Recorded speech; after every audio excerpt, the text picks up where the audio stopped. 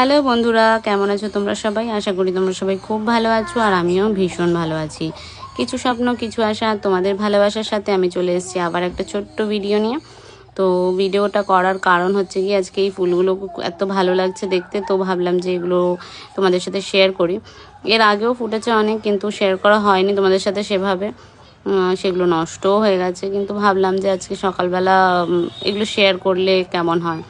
কারণ আমার হাজব্যান্ড একদম পছন্দ করে না আমি ফুল গাছের ভিডিও টিডিও কিছু পোস্ট করি, কারণ ওর মনে হয় যে নজর লেগে যেতে পারে।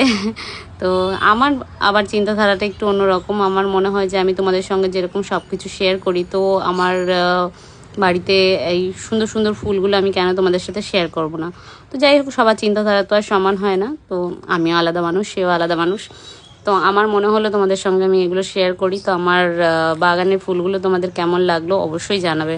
আর একটা গাছে ফুল ফুটেছিল, এত সুন্দর ফুলটা আমার মেয়ে ছিঁড়ে দিয়েছে, সেটাও তোমরা দেখে নাও।